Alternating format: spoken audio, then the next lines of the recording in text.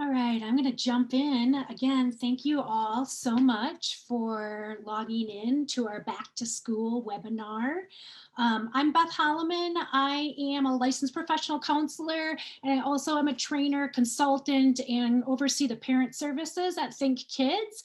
So I am excited today to have such a large group of caregivers and parents and educators, and just to see so much excitement around the back to school discussion and collaborative problem solving. So we have a large group today, and I just wanted to make sure some of you may be new to the model, and some of you may be new to Think Kids, and some of you might be seasoned and been very familiar and well-versed in collaborative problem solving. So just a little reminders, kind of Think Kids lives at Massachusetts General Hospital, is our home base in the Department of Psychiatry, and Think Kids is oversees collaborative problem solving, which is this evidence-based approach to working with children and youth who are displaying challenging behaviors. We will hear from Dr. Ablon in just a second as well, and he can add a little bit more about the Think Kids program and a little bit more about collaborative problem solving. But just to get us oriented of why we're here today, is back to school.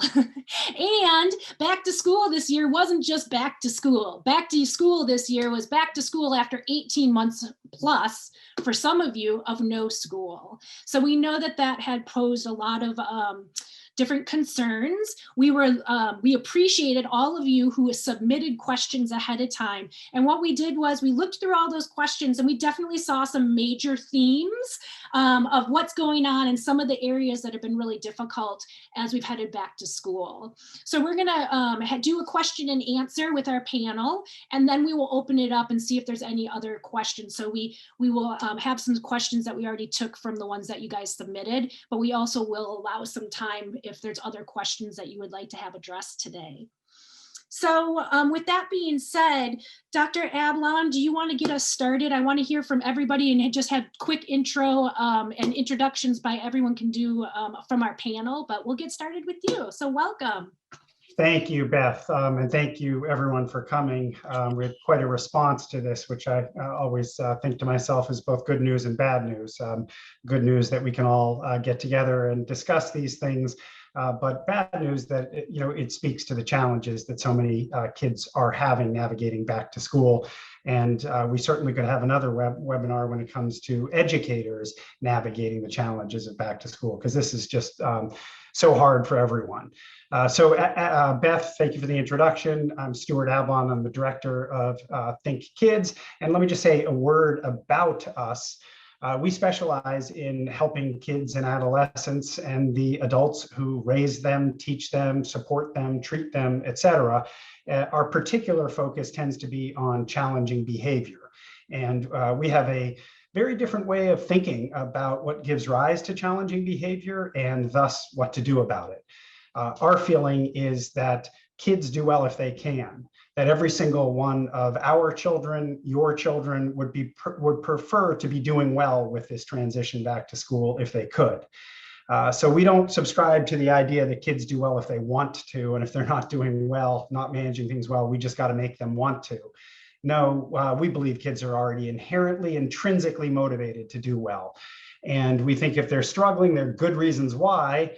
And we like to think that they're really about skill, not will. That these kids sometimes struggle with skills in areas like flexibility, frustration tolerance, problem solving, skills like that, which are needed more than ever to navigate the kinds of changes that they're trying to navigate right now. I come to this as a parent myself. I've got a 22-year-old, a 19-year-old, and a 15-year-old. So I'm well aware of the challenges of raising kids at different developmental points. I saw a little guest appearance from my colleague, Amefika Paige, who I'm going to introduce now, or she's going to introduce herself, but you may have seen one of her children making a little cameo. Of course, when you schedule something like this, multiple staff members' kids are also homesick at the same time. So if there's some cameos, that's why. Pleased to be here. Let me turn it over to my colleague, Amefika, to introduce herself. Well, good evening, everyone. My name is Amefika Paige, as Stuart said, and I am the administrative specialist for Think Kids. And I mainly oversee all of our public offerings. So all of our public trainings, all of our parent classes, our guided practice sessions.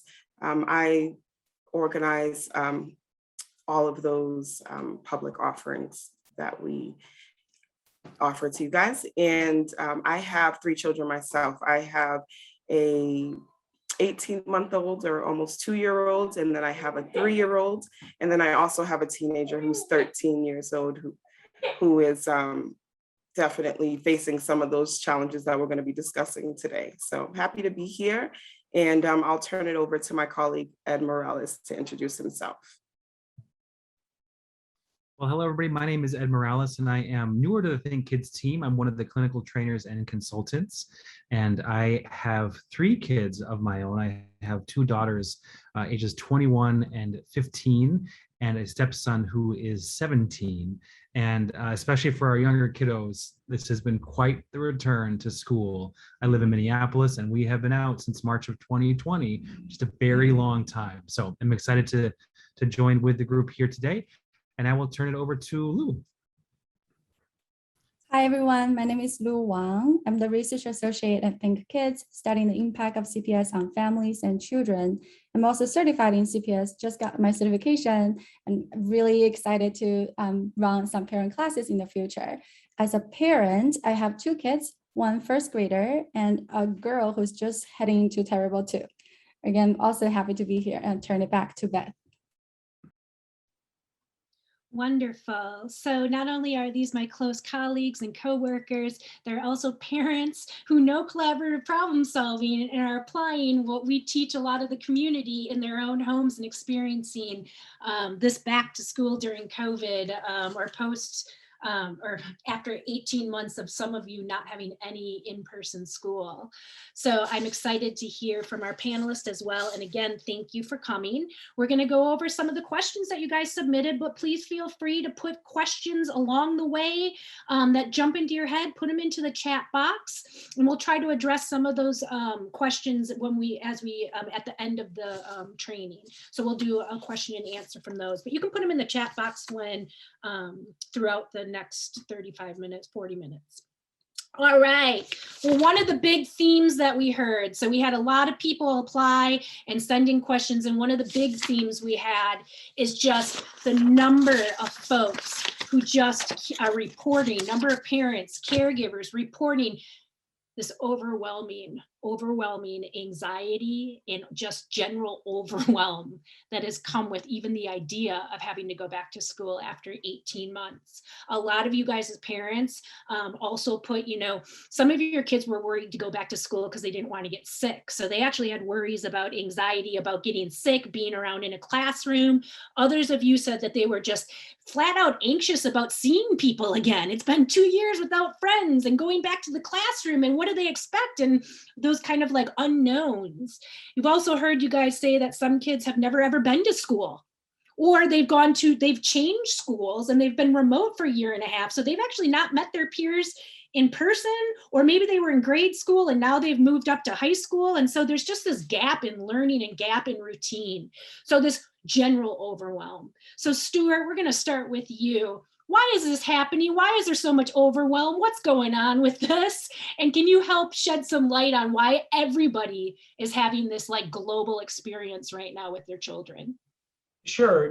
I think, unfortunately, this past period of time has been a time for many folks of chronic stress. And there's one thing that we know, and that is that chronic stress, or even exposure to it, at worst, trauma, what that does is it gets in the way of development. And what I always like to say is that challenging behavior happens in the gap between the expectations placed upon a kid and the skills they have to handle those expectations. And what's happened right now is we're placing a lot of expectations upon kids to display more flexibility than they have in a long time, as they get used to a reality that's very different than the one they got used to just before that. So the expectations have increased. And at the same time, chronic stress has actually delayed skills. So the gap is larger.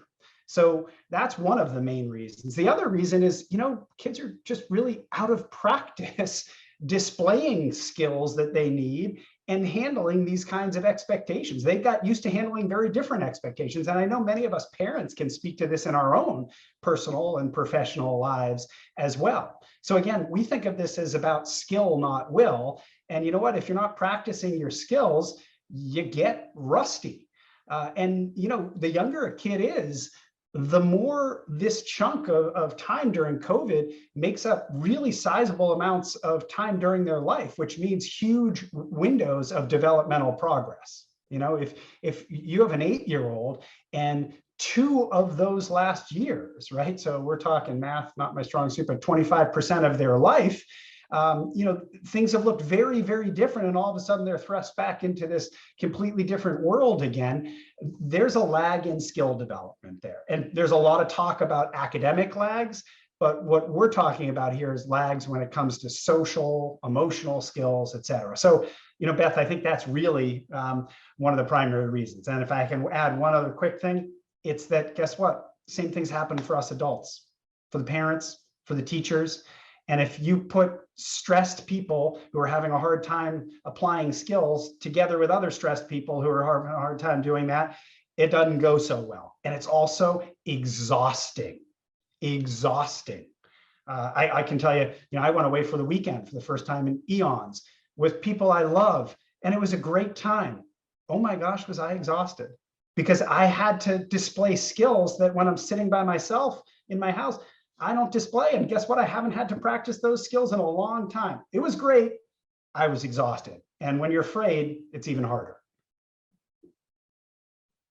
Thanks, Stuart. Amefika, I'm wondering about your experience with your kids at home. And so I know you have 2 school-age kids, and I knew there was a little anxiety and that you could really relate to this question. How did you handle the back to school, the back to school anxiety, and how did you work that through with your kids?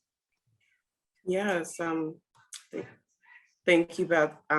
So as you said, I have a 13-year-old and I have a 3-year-old, and the 13-year-old was really struggling just with anxiety about being back to school and around her friends. She was excited, to be back in school and to have that social interaction with her friends that she missed for so long.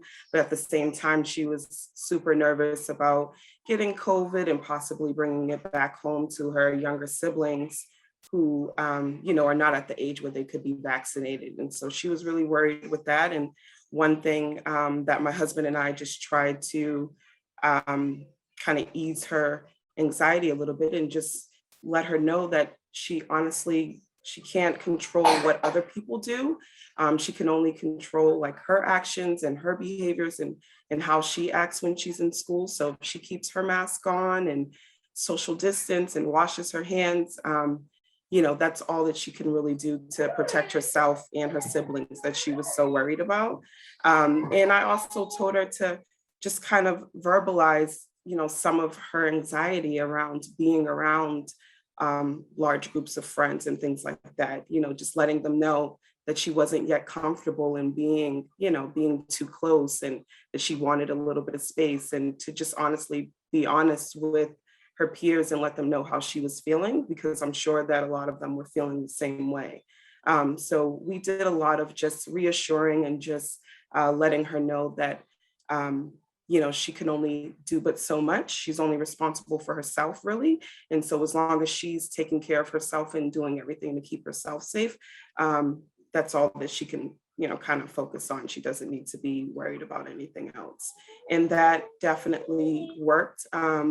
In our instance, she, after a few weeks of just getting back into the routine of back to school, she was really excited, wanted to socialize more with her friends and participate in after school activities and things like that. So I think just calming her and reassuring her that, she can only kind of focus on her and do what's best for her, and everyone else will follow. I think she agrees with you, if I can hear. Well, somebody agrees with you in the background there.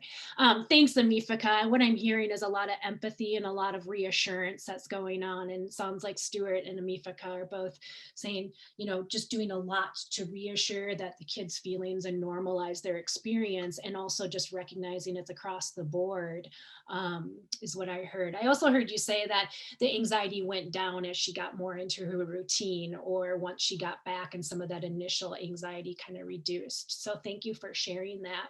Now, Stuart, this is back to you, because there was a lot of families that wrote in whose kids weren't able to make it through the front door, who are refusing to go back to school, or parents are really struggling and they're just not sure what to do.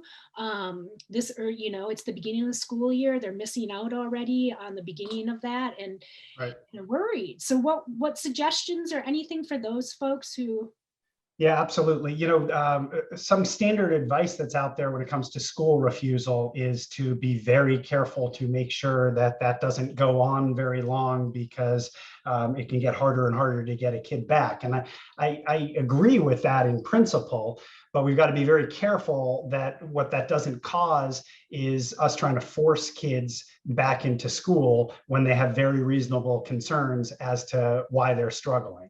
So I think the most important thing I can say to parents out there is remember this phrase: I know there must be an important reason why. I know there must be an important reason why. And that should frame your discussion with your kids. And if you have a kid who's really digging their heels in, you can take it one step further and reassure them that you don't want to force them to go into school when you know there must be a really good reason why they're refusing to go. And then, of course, what you do is you ask, can you fill me in? Can you just help me understand? Again, because I know there must be an important reason why, and I want to understand. And then it's listen, listen, listen to try to gather information. The other thing I'll tell you is use your educators, you know, as part of the team here. Don't do this all on your own. You know, the educator is going to be very helpful, and if you're a team here, it's going to go much better. So reach out and you know, don't be embarrassed about it. It's happening a lot to a lot of folks. And again, our educators are as stressed as our kids, so they'll understand. Let them know what's going on so that you can try to brainstorm some together. So let's talk for a moment about mornings. Just mornings in general seem to be somewhat difficult, right? We have to go from sleeping in our warm beds to jumping up and having to do all of these things. And some of them are first time in a long time, like actually changing out of your pajamas into your clothes might be something that you haven't done regularly for the last 18 months. So let me ask my coworkers here, Ed and Lou, how are you guys dealing with the morning routine and helping your kids be able to kind of readjust back to such a busy morning schedule and get out the door on time? Dr. Wang, let's start with you. Yes, it's such a common problem, and I face it too. Why do they need 10 minutes just to brush their teeth? So part of the reason, I think kids are just being kids. They have poor ability keeping track of time. Just a moment can be anywhere between 10 seconds to an hour. And they tend to live in the moment. Like if they feel like flipping some pages of their document book, they forget about everything else. So, and as a parent, with that in mind, I want to share 3 strategies that may help. The first is that make it easy, like pack and get things ready before bed. It's a good opportunity for the kids to practice planning and organization skills as well. The second is leave some buffer time. Like I used to aim for leaving the house by 7:55. I always end up leaving at 8, and that's super stressful. So I know a lot of parents have the same experience too. So I now aim for 7:50. That helps a lot. And the third is about their skills, their poor ability of keeping track of time.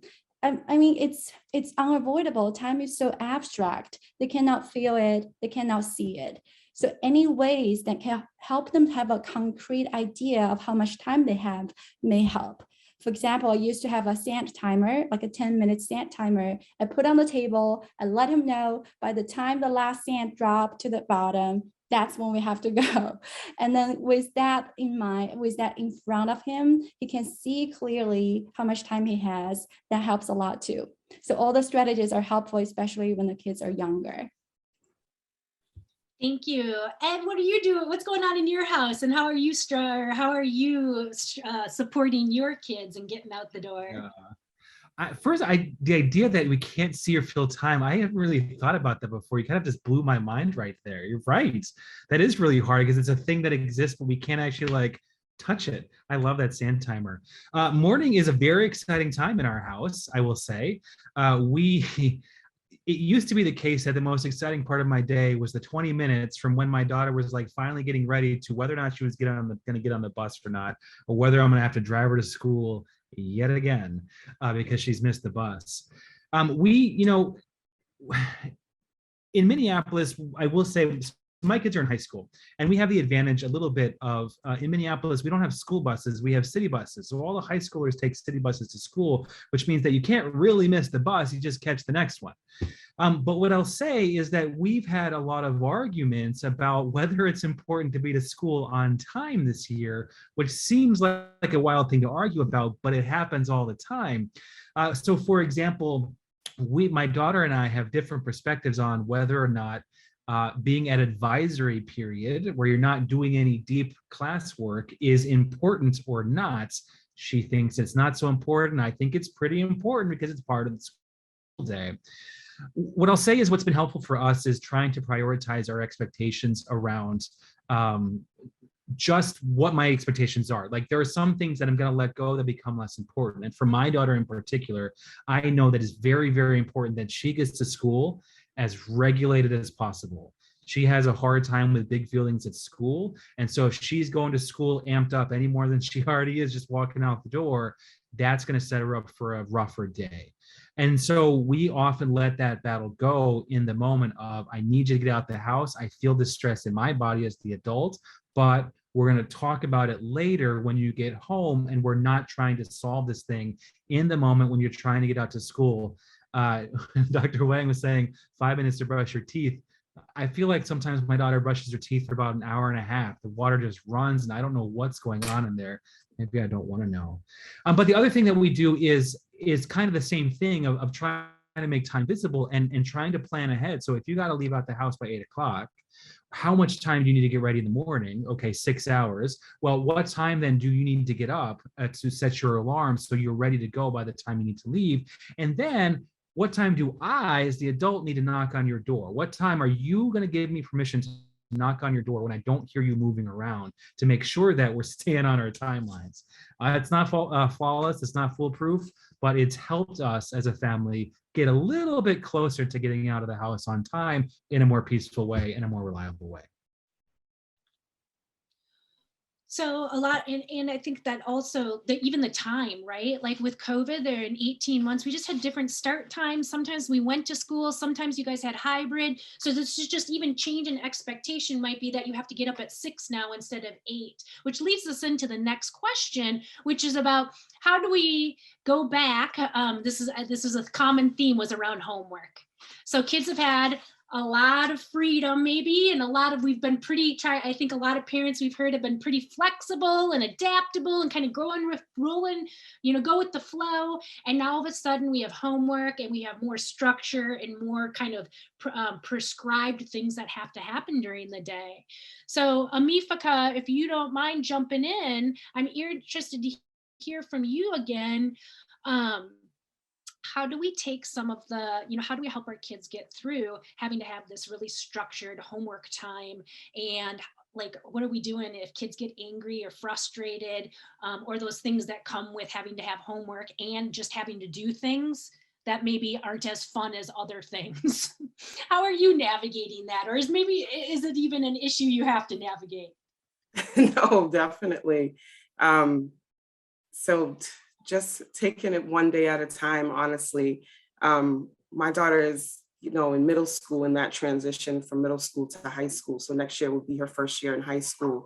So there's a lot of focus right now on just making sure her grades are where they need to be. And so that obviously puts a lot of pressure on her to make sure that she is rising to the occasion, getting her work done, and she's at a place to get into the high school of her choice.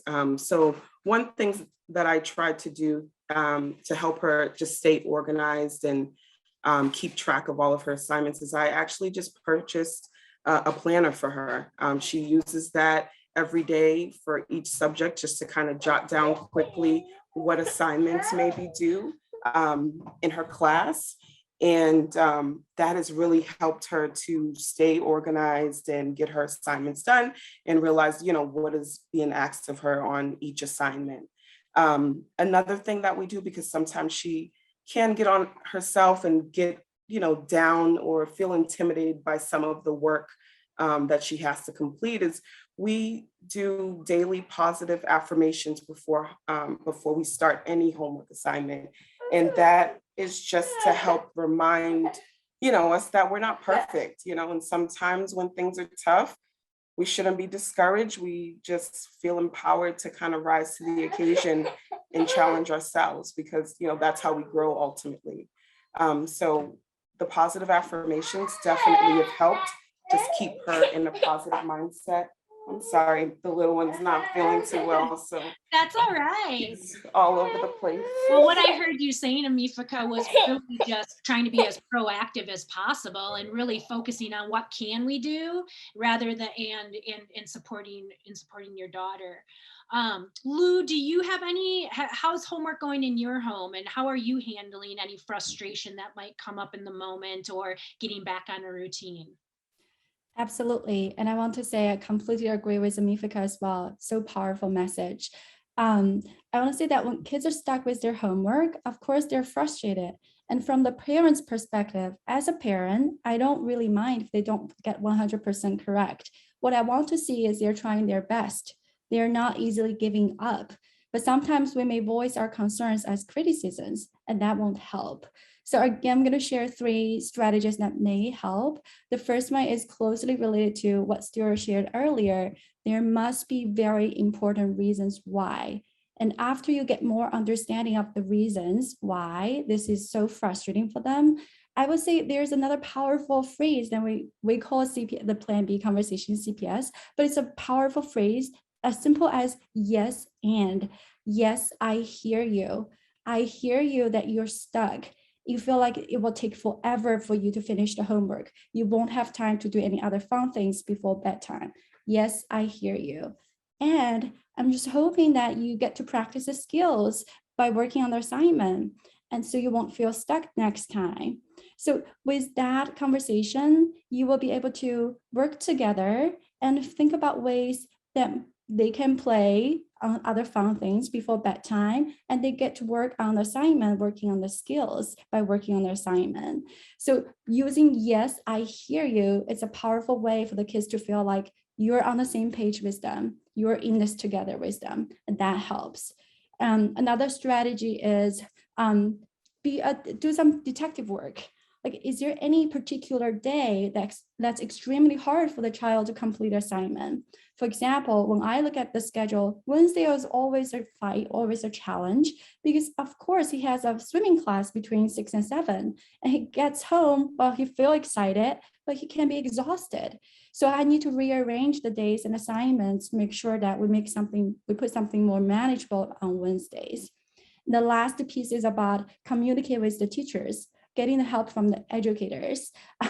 Like ask, is it possible for them to have some structured time in school to work on the assignment with the teacher's help?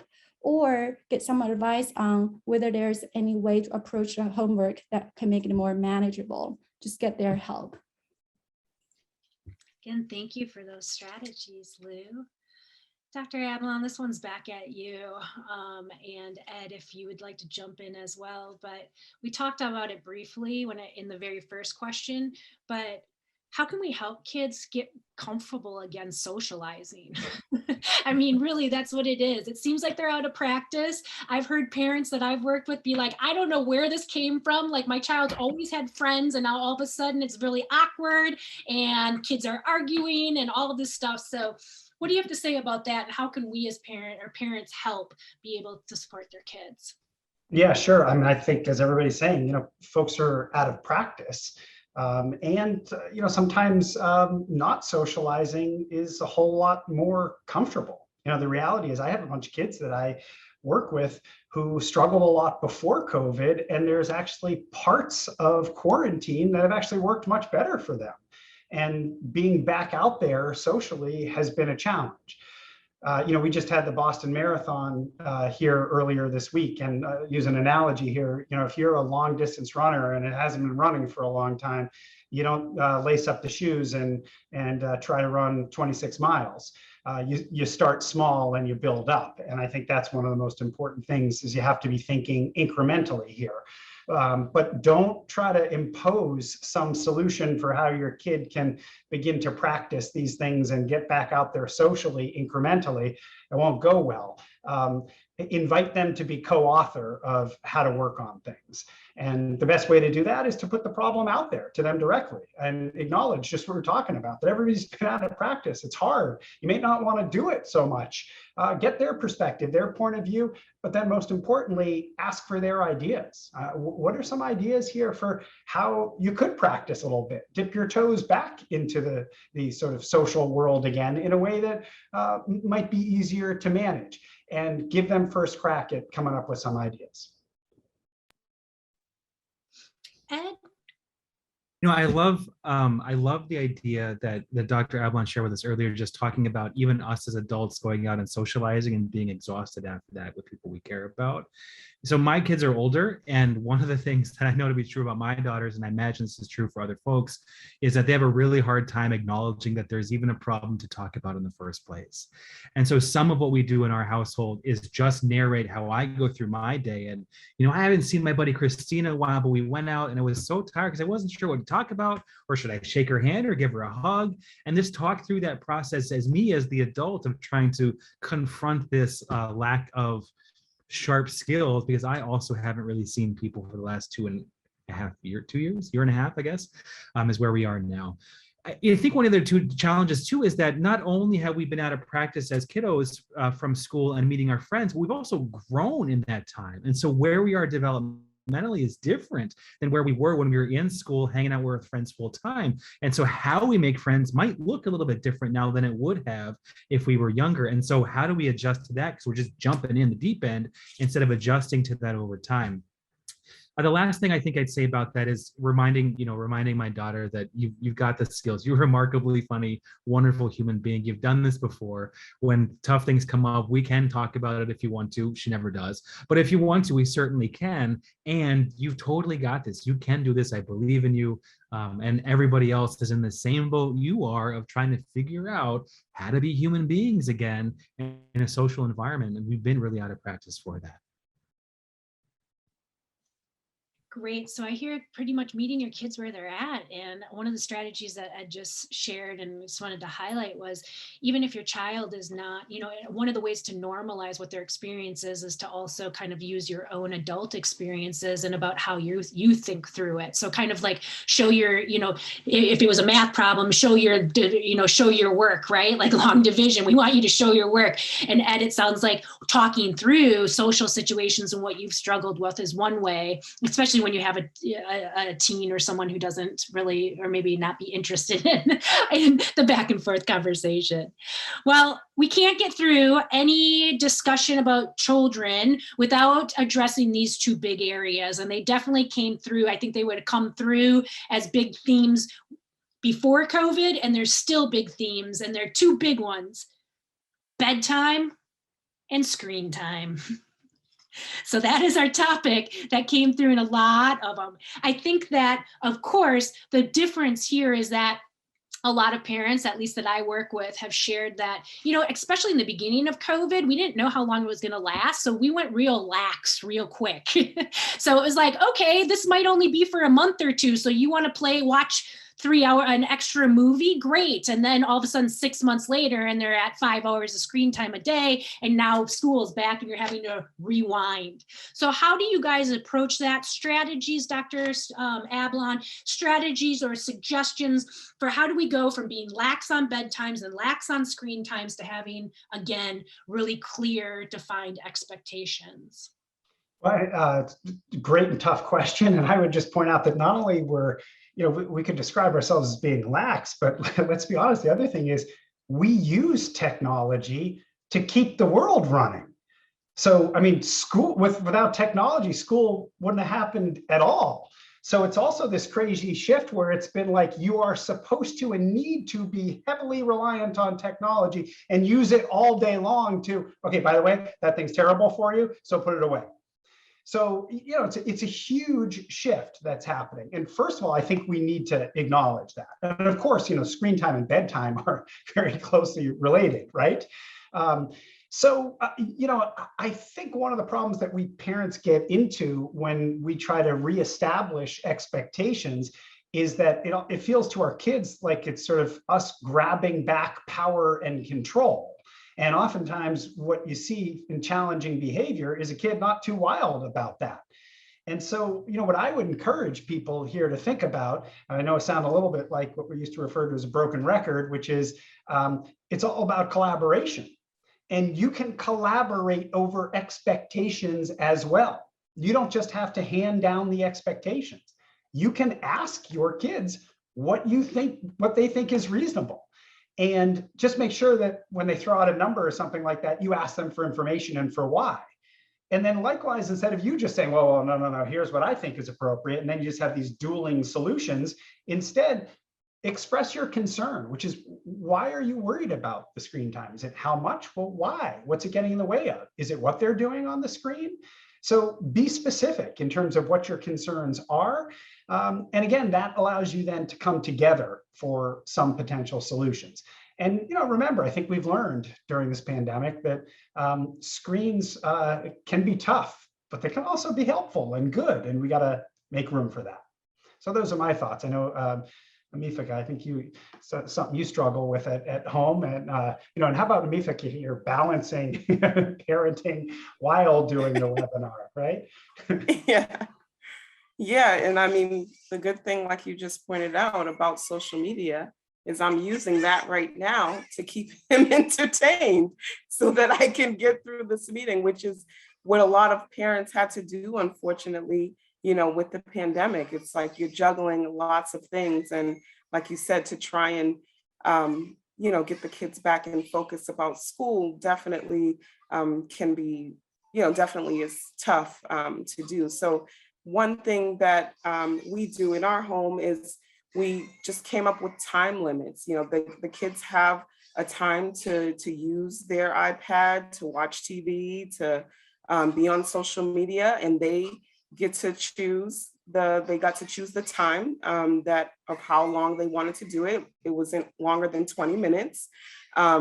And for that time, they can do it. They can choose when they would like to use that time on their iPad or on their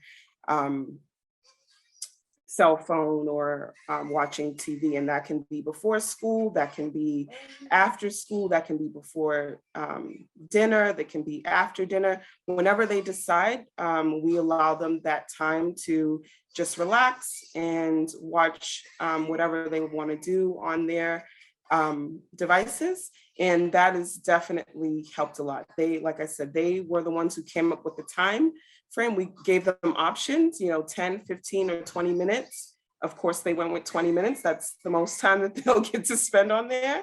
And then we also let them decide on when during the day they wanted to do this. Of course, during school is obviously off limits, but before school or after dinner. So just really being flexible with them about when they can use these devices, and just trying to balance that all the time is definitely a challenge, but giving them the opportunity to contribute to a solution was definitely helpful, and it's helped out with that. And that also ties into the transition of just getting ready for bedtime. That's something that is definitely a struggle for my youngest daughter, who's 3. She, doesn't enjoy going to bed. She feels like she's missing out on something, or, something else is going on while she's sleeping. And so one thing that we've tried to do with that transition is just constantly remind her of when it's coming up, just kind of lay it out of what the plan is. You know, if we got home from school and she's playing or using her time at that point to watch TV or play on her iPad, we just remind her at that point that, you know, in an hour or so, we're going to have dinner. And then after dinner, it's going to be time to get ready for bed. And so just at different points throughout the evening, we just constantly remind her of what's next and kind of what to expect. And then when it's actually time for bedtime, it doesn't seem like it's just something that was just brought up out of nowhere and she has to just, you know, all of a sudden get ready to go to bed. She knows that it's coming, and that's something that's definitely helped. And we also, she loves to play with her dolls and, you know, toys, as many other kids like to do as well. And so we tell her that, you know, you need to get rest in order to be able to play with your dolls, in order to get up and see your friends at school and do things that you enjoy to do. Your body needs rest. And so those two things have definitely been something that helped with the transition to bedtime. And Amefika, if I can just chime in here and say, you know, in your case, and especially also with older kids during bedtime too, you know, these negotiations that occur, don't expect that you're going to arrive at a mutually satisfactory, realistic, doable solution that's going to stand the test of time in one discussion. You're going to need to hash this out over, you know, a period of days or maybe even weeks, with some testing it out and some big failures. And good problem solving is always led by learning from solutions that don't work in the first place. And, you know, I think the other thing you need to acknowledge, you know, with older kids, high schoolers and the like, is going to bed is hard because you can't make somebody do it. I mean, the reality is, and, you know, we've all tried, right? The harder you try to go to sleep, the less likely you are to go to sleep. So this is where we've got to resist the temptation to try to impose this, because it just might be that a kid's body, mind is not quite ready to go to bed yet. And so then we have to think about, all right, well, what kinds of things could help with that? And what could they be doing until they're ready for that, you know, feels okay for us as parents? Well, and just to think too, I mean, we've been talking so far about strategies and how to help our kids kind of think through and collaborate. And Amefika, I heard you talking about empowering youth to come up with solutions and baby steps and taking things one day at a time. We're going to open it up to our general kind of question and answer. And Stuart, I'm seeing that there's some questions about the other side of that continuum. What do we do when kids are really dysregulated and angry or having severe, significant frustration? What do the interventions look like, or what strategies we do, because we know they're not regulated, and a lot of times we're not regulated. So can you speak to that for a little bit? Yeah, sure. You know, I think, and Cynthia had posed this question that, you know, what about anger or anxieties? And, you know, I think, first of all, the most important thing to keep in mind is whether it is anger, sort of what, you know, clinically we call externalizing difficulties, or whether it is depression or anxiety, which we refer to as internalizing difficulties. Those are just different ways that kids say, I'm having a hard time handling what the world is throwing at me right now. So I encourage us parents to be less focused on the flavor of challenging behavior. Is it shutting down, refusing, anxiety, or aggressive outbursts? And more on, what do we think is triggering those? What is hard for our kids? And of course, you know, many times that you're not going to know until you have a bunch of conversations with them. And unfortunately, especially with anger, if we focus on the anger, it just puts a kid on the defensive. And they're unlikely to tell us what's going on. And that's why lots of reassurance along the lines of what everybody's been sharing tonight, saying, hey, I know you're trying your best. I know you'd like this to be going better. I know you don't want to be behaving this way. You're not in trouble. That's not what this is about. I'm not going to punish you. I want to understand what's going on so that I can help. And that's really what you want to focus on. The other thing I would say, Beth, is, you know, you pointed out, you know, when people are dysregulated, fancy word for sort of we've lost our ability to think straight, problem solving doesn't go very well.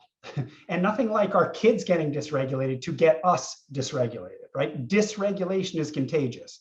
Your kid starts to lose it, we're likely to lose it as well.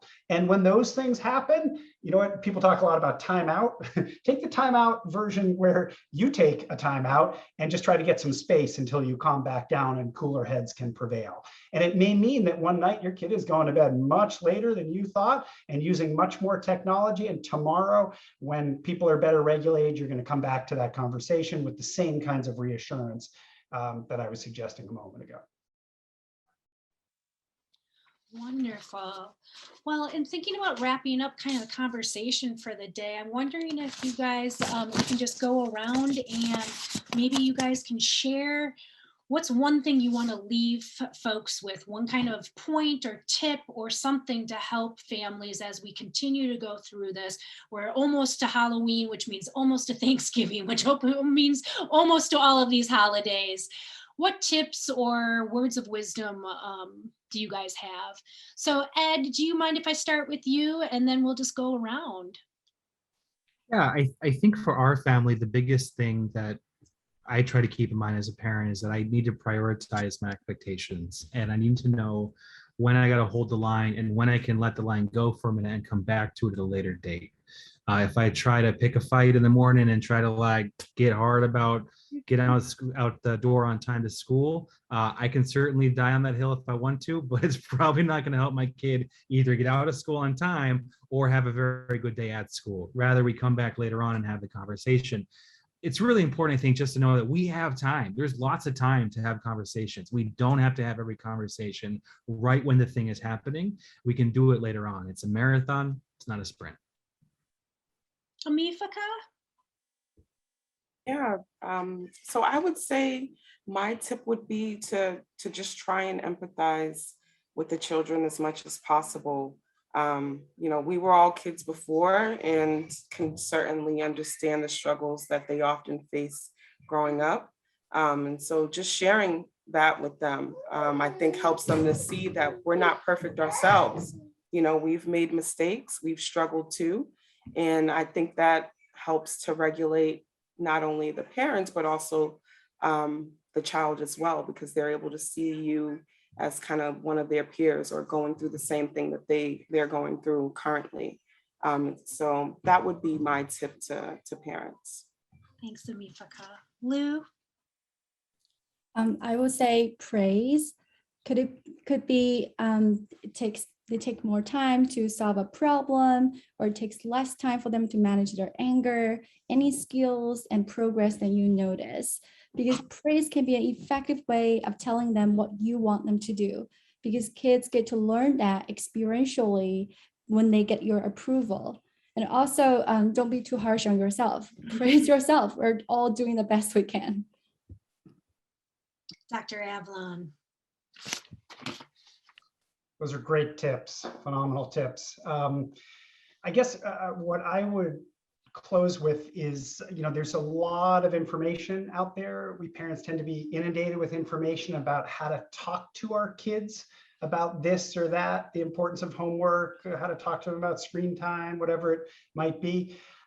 Really try to focus less on what to say to your kids, how to talk to them, and more focus on how to listen to them, how to listen.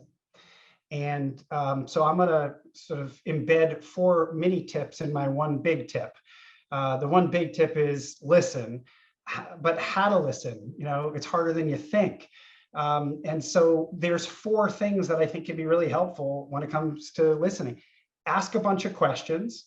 If you got a teenager or somebody who has a hard time expressing what's going on for them, you're going to need to take some guesses, some educated guesses. They may not, the information may not be flowing just from questions.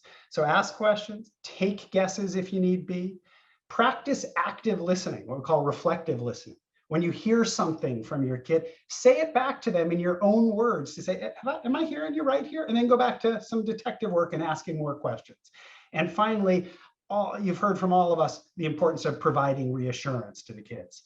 So listen by asking questions, taking guesses, reflecting what you've heard, and providing reassurance when needed. And above all, remember, kids do well if they can. If your kid could do well, they would do well. And if they're not doing well, they're trying their best. Something's getting in the way. listening is intended to figure out exactly what's getting in the way. Wonderful. It looks like we might have one more question that just came in under the last minute here, but I'm wondering if you guys have time for one more question. And this one is from a parent who has a foster child, and the parent is describes their child as being anxious and frustrated and adjusting from the transition from 6th to 7th grade, and just wondering. Even though things are going, the fact that the constant communication with the school, the emails, the constant kind of stress of having to navigate and be case managers for your own family, I think is what we're getting at, and staying on top of that has been challenging. Any tips for parents who are navigating multiple different professionals that are trying to help? Any tips or tricks for you guys? And anyone can jump in, Ed or. Yeah, I mean, that's real. So my girls we started our family through the foster care system. So my 2 daughters are adopted in our family, and not that long ago, they were older. And that constant communication is real and can be real overwhelming for me as a parent, and can get me dysregulated because I'm not there trying to solve this thing. I don't really know what's going on. What I'll say though, is that the biggest thing I think for our family and for the relationship with my daughter in terms of school is that we just understand that school is not always the highest priority for a family system, especially for kids who are in foster care, who have experienced lots of trauma. School is important, but their well-being is more important to me than that. We can work on math down the road. I mean, I won't because I don't know how to do math, but somebody will work with my child on math later on. But right now, what we got to work on for her is regulation and building those skills to like manage that anxiety and figure out what's going on and feel safe in the spaces that she's going into. And so a lot of the work that we do on that case management front is really advocating for our schools to be more flexible and understanding that every day it's not necessarily going to be the case that our highest priority is that my kiddo is in every class the whole time. Sometimes it's about she's got to take breaks because that's a really important skill for her to learn. And she sees that and sometimes abuses it, but sometimes she sees that and then knows that I'm also looking out for her whole being and not just having this expectation that you're constantly working on your math or constantly doing things that are hard, because that can get just so overwhelming for her. Thanks for jumping in and for answering one more last question in our last couple of moments. I think that building relationships with your schools and building relationships with your support team is really helpful. And I'm glad to hear that people do have those supports and schools are stepping up in some cases. Just a couple announcements before you guys log off for the day. First of all, thank you for coming. We really appreciate it. I'm extremely excited about all of the questions that we've had and people's willingness to show up today for this. We do want to just put a little plug in. We do teach collaborative problem solving to parents, and we do have a class starting on October 20th, I believe is the date.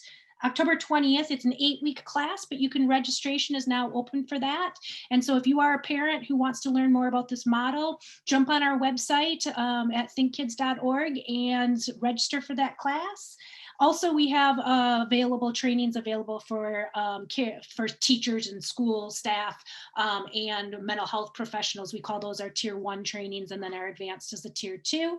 And I appreciate you all. Thank you for being here today, and thank you for being passionate about collaborative problem solving to my panelists and the audience out there. Have a good day.